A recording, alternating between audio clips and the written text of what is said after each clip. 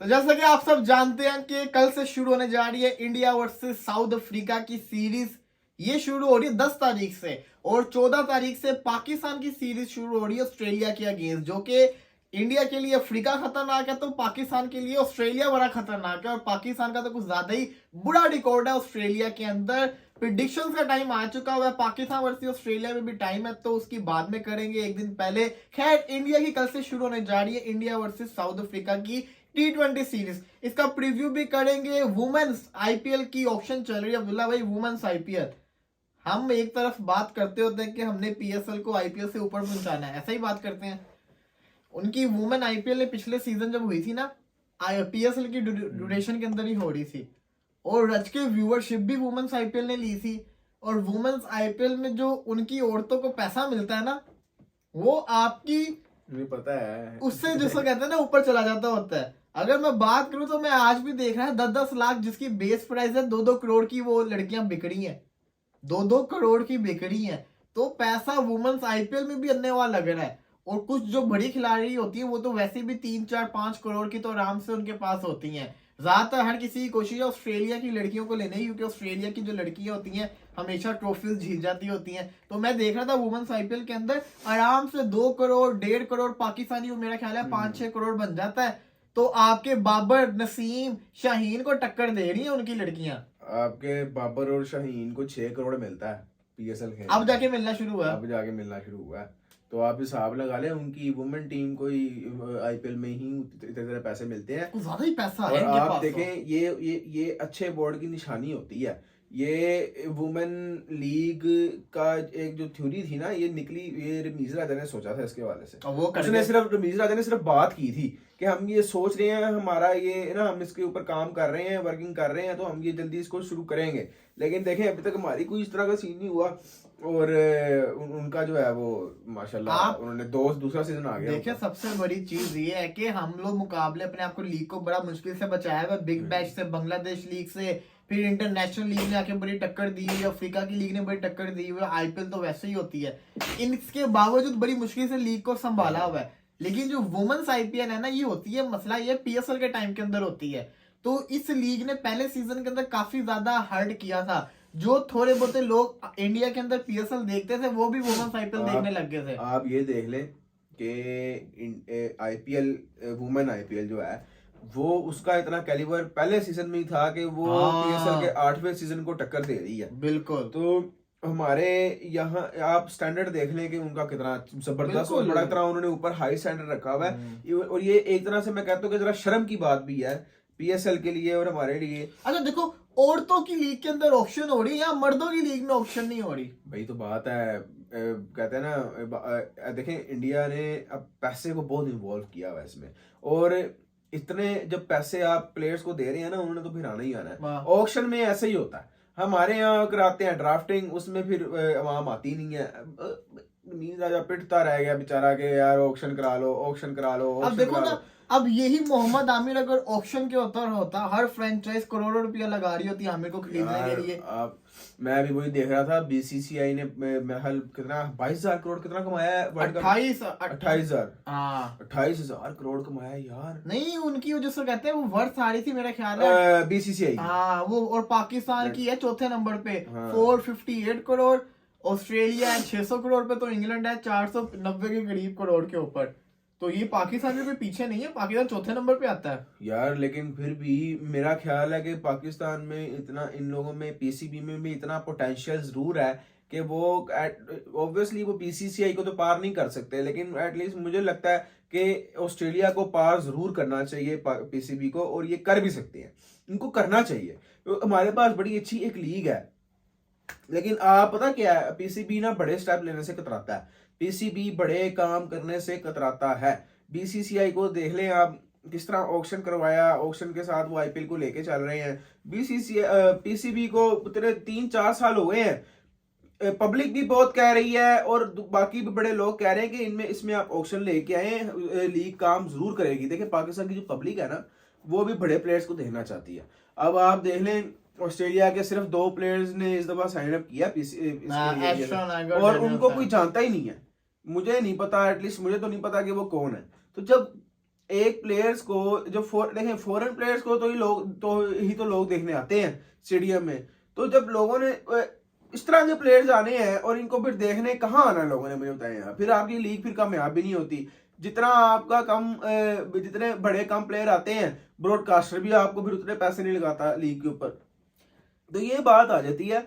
और फिर भी बड़ी वाकई टक्कर वाली बात है यार कि वुमेन आईपीएल जो है वो पीएसएल का अब 10 मेरा 9वां एडिशन होने लगा है और उनको टक्कर दे रही है। शर्म वाली भी बात है। खैर ये तो होता रहेगा, ये तो चल रहा है। खैर इंडिया वर्सेस साउथ अफ्रीका की T20 सीरीज कल से शुरू होने जा रही है। 7 बजे इंडियन टाइम होगा, तो पाकिस्तानी 6:30 बजे होगा आई थिंक। हाँ, पाकिस्तानी 6:30 बजे मैच शुरू होगा। इंडिया वर्सेस साउथ अफ्रीका के कमेंट्री पैनल की बात करें तो रवि शास्त्री, नाइकोलस है, एम वांगे है, माइक हेसमैन है, शॉन पॉलक है, जेपी डोमिनी है, हाशिम आमला है, प्रिंस है, फिलेंडर है, नायडू है। सिर्फ और सिर्फ Ravi Shastri only Indian commentator. Shocking. वो सीरीज मेरा ख्याल होम सीरीज साउथ अफ्रीका की है। साउथ अफ्रीका के पास बड़े अरसे का मौका है। जितने भी उनके सारे जिसको कहते हैं ना ड्यूज से सारे क्लियर हो जाएंगे इस सीरीज से। बड़ा पैसा कमाने वाली सीरीज है। इंडिया के मैचेस होते ही बड़े महंगे हैं। तो इंडिया की टीम आपको पता ही है। पाकिस्तान कहां से आ गया? अफ्रीका की टीम के अंदर क्विंटन डिकॉक और बावुमा नहीं है वर्ल्ड कप वाले स्क्वाड के वाले। डिकॉक तो होना चाहिए था यार। डिकॉक मेरा ख्याल है वो लीग खेल रहा है ना, T10 लीग खेल रहा है। उसने बस अपने आप को लीग क्रिकेट के लिए रखा हुआ है। मैं कहता हूँ मेरा कंट्री फर्स्ट होनी चाहिए। हालांकि लेकिन देखें इन लोगों को तो बल्कि पैसा भी बहुत मिलते हैं अपने कंट्री से खेलने के लिए। पाकिस्तान बेचारों को इन लोगों को इतने पैसे भी नहीं मिलते, फिर भी यहाँ पे बाबर शाहीन वगैरह जो है ना बड़े बड़े BBL के कॉन्ट्रैक्ट्स और इंटरनेशनल लीग के कॉन्ट्रैक्ट्स जो है ना वो छोड़ के बैठे होते हैं। खैर बड़ी बात है, बड़ी सीरीज है इंडिया वर्सेस साउथ अफ्रीका की। मैंने जो सुन रहा आपको बातें आ रही होंगी, आपको भी पता चल रहा होगा विराट कोहली फर्स्ट ऑप्शन नहीं है इंडिया का वर्ल्ड कप के लिए। शॉकिंग चीज थी और बड़े लोग जिसको कहते हैं ना ये कंफर्म भी कर रहे हैं, रियलिटी है मेरा ख्याल है। लेकिन फिर भी अभी ये बातें हैं, मुझे लगता है कि इंडिया विराट कोहली के साथ जरूर जाए। अच्छा मैंने ना एक ना जिसको कहते हैं ना, मैं सोच रहा था उसका होना ही बड़ा है। मैं सोच रहा था कि जो लोग ये बातें कर रहे हैं क्या मतलब कि वो फिर जिसको कहते हैं इंडिया की प्लेइंग 11 क्या बनती है?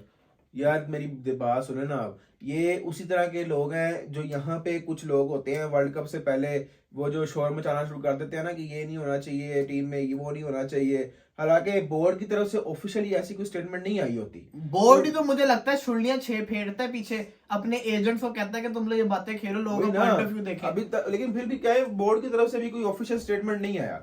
तो मुझे नहीं लगता कल तो एक बंदे ने इतनी बड़ी बात कर दी, कहता कि कुछ देर के अंदर विराट कोहली अनाउंस करने वाले हैं कमिंग डेज के अंदर अपनी T20 मैंने भी सुना था। लेकिन मुझे लगता है ऐसा कि कोहली को एटलीस्ट जो ये वाला वर्ल्ड कप है ना ये तो लाजमी खेलना चाहिए। वो खेल सकता है, वो फिट भी बड़ा है, वो तेज भी खेलता है, वो तो ऑलवेज अवेलेबल है। अब एक बंदा इतना बड़ा क्रिकेटर है, उसको पता चल रहा है कि मुझे निकालने की बातें की जा रही हैं, तो वो क्या करे? आप मुझे बता दें इस वक्त तो कोहली के लेवल का कोई प्लेयर है? अच्छा है ना ईशान किशन।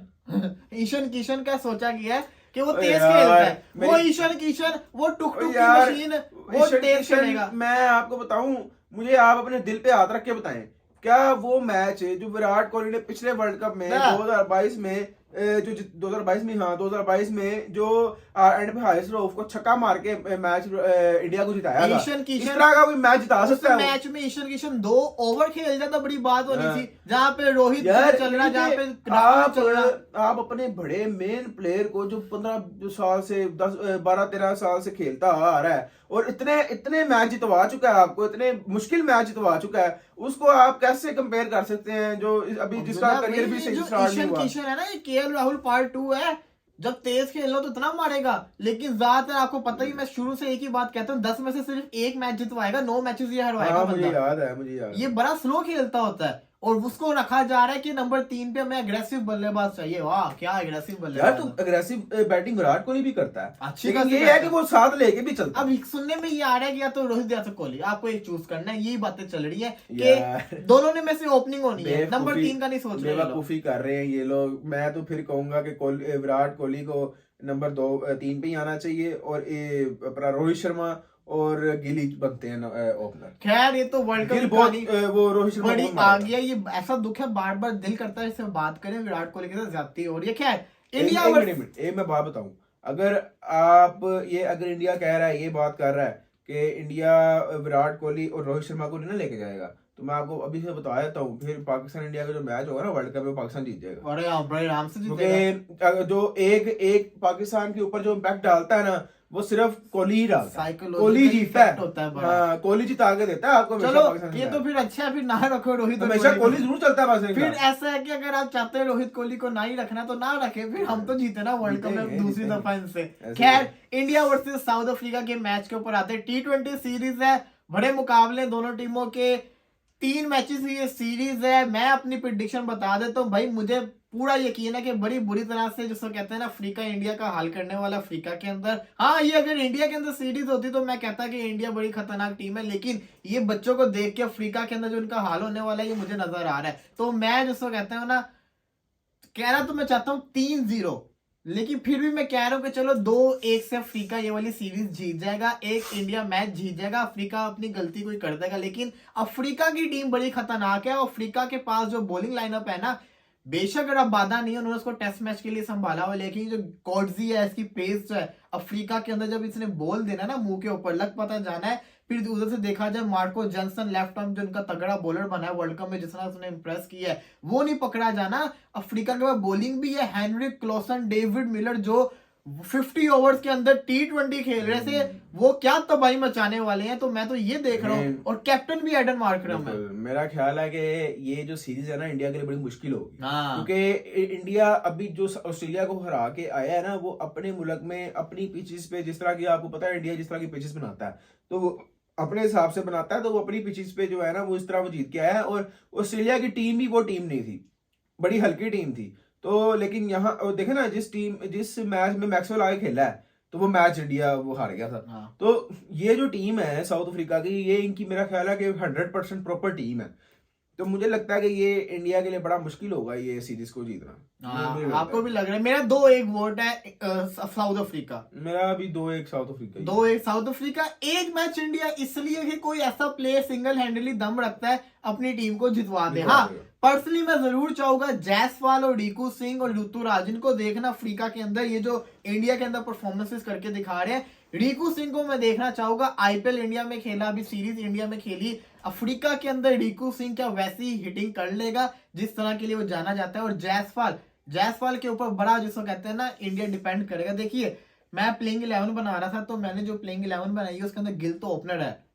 मैं दूसरा ओपनर सोच रहा था ऋतुराज और जायसवाल में टाई था, लेकिन मेरा पॉइंट ऑफ व्यू ये है कि गिल और ऋतुराज एक टाइप के प्लेयर हैं, थोड़ा स्लो स्टार्ट लेते हैं, बाद में तेज होते हैं। तो जायसवाल को गिल के साथ ओपनिंग करनी चाहिए। आपको क्या लगता है?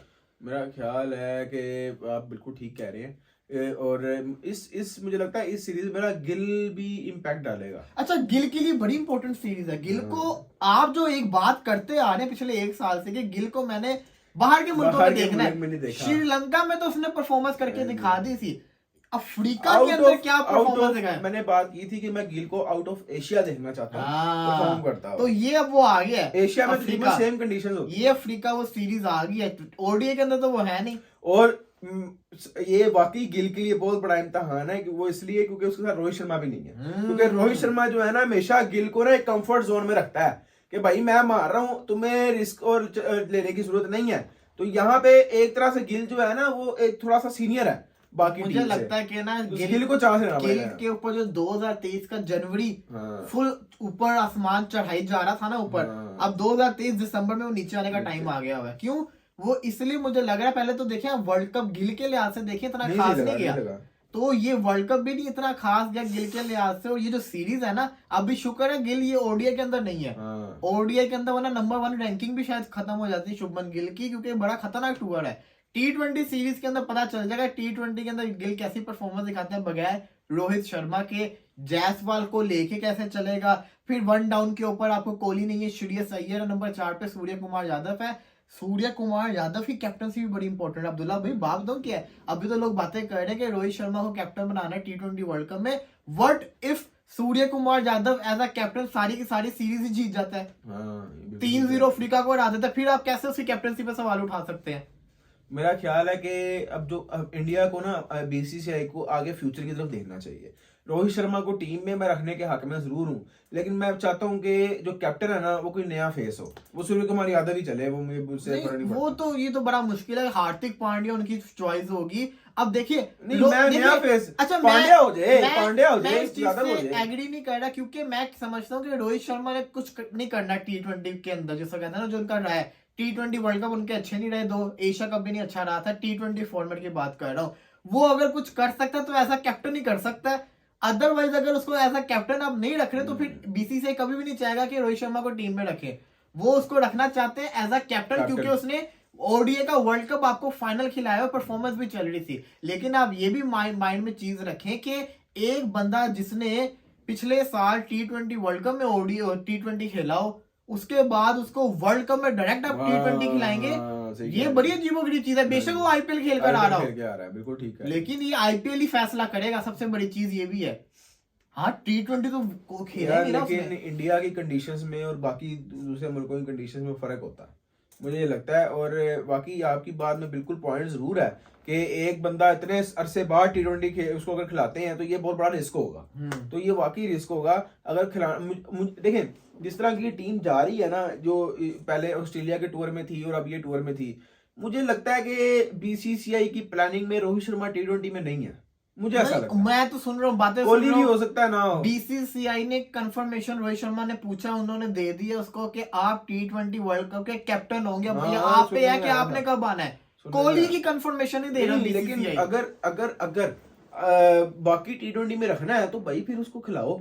आप यही आपके पास मैसेज है, आपने इनमें नहीं खिलाना। देखिए, मुझे लगता है कि साउथ अफ्रीका एक बड़ा मुश्किल टूर था, उसमें रोहित शर्मा को होना चाहिए। देखिए इंडिया के पास सिर्फ 11 मैचेस है, 5 ऑस्ट्रेलिया के खिलाफ हो गए, 3 ये 3 अफगानिस्तान के खिलाफ, उसके अंदर रोहित शर्मा को एज अ कैप्टन मिल जाएंगे। नहीं यार, ये नहीं, मुझे लगता है कि साउथ अफ्रीका वाली जो सीरीज थी ये बड़ी मुश्किल और टफ सीरीज है, बल्कि इसमें रोहित शर्मा को कैप्टन होना चाहिए। उन्होंने नहीं किया, और टेस्ट के अंदर एज अ कैप्टन ही आएंगे, अभी ओडीआई के अंदर भी नहीं है, तो व्हाइट बॉल में तो वो नजर ही नहीं आ रहे ना। खैर देखना पड़ेगा रोहित शर्मा ने क्या फैसला किया, लेकिन मैं तो हक में हूं कि इंडिया अगर वर्ल्ड कप में जाना चाहता है तो विराट कोहली को लाजमी लेके जाए, अदरवाइज वर्ल्ड कप की जो व्यूवरशिप है ना वो भी बड़ी इफेक्ट करेगी। बाकी इफेक्ट करेगी। कोहली का एक अलग अलग चार्म और इम्पैक्ट होता है। इंडिया वर्सेस साउथ अफ्रीका की सीरीज प्रेडिक्शन 2-1 मेरी, 2-1 अब्दुल्ला भाई। प्लेयर ऑफ द सीरीज मेरे नजर के अंदर मुझे लगता है कि हो सकता है वो है क्लॉसन और मार्को जेनसन में से कोई एक हो सकता है। आपकी नजर में कौन है? हाँ यार, ये क्या किया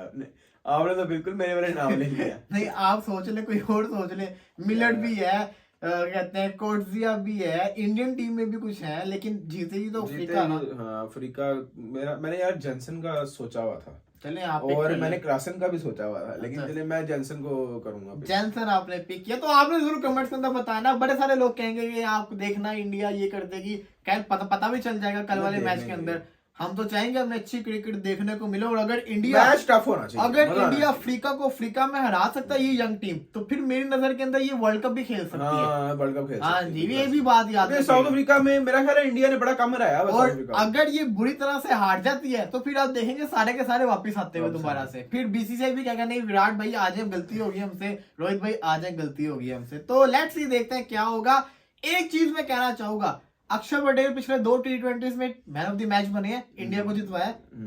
अब कल रविंद्र जडेजा वाइस कैप्टन है, तो वो तो खेलेंगे, तो अक्षर पटेल को कुर्बानी देनी पड़नी है। ये ज्यादती होती है यंग लड़कों के साथ। क्या आप देखें कि 2 मैचेस में मैन ऑफ द मैच बना, Ravi Bishnoi number 1 T20 bowler है, तो वो तो खेलेगा ही, तो दूसरा स्पिनर आपका जडेजा ही होगा फिर। तो ये जिसको कहते हैं ना ज्यादती होती नजर आ रही है अगर रविंद्र जडेजा कल का मैच खेलते हैं। मैं कहता हूं कि अगर आपने सारी टीम तकरीबन नहीं रखी हुई है तो फिर वाई जडेजा पता जडेजा को रखा, फिर आप कितने अरसे से इस टीम के साथ है, कितने वर्ल्ड कप। वही तो मैं बात कर रहा हूँ, एक तरफ आप पूरी टीम चेंज कर रहे हैं, एक तरफ आप कोहली को निकाल रहे हैं भाई, एक तरफ कोहली को आप साइड में कर रहे हैं, तो फिर जडेजा को रखा हुआ, ये वो भी आप नया कोई प्लेयर क्या कर सकते हैं। लेट्स सी, फिलहाल के लिए इजाजत दीजिए, इंशाल्लाह फिर हाजिर होंगे, तब तक के लिए अल्लाह।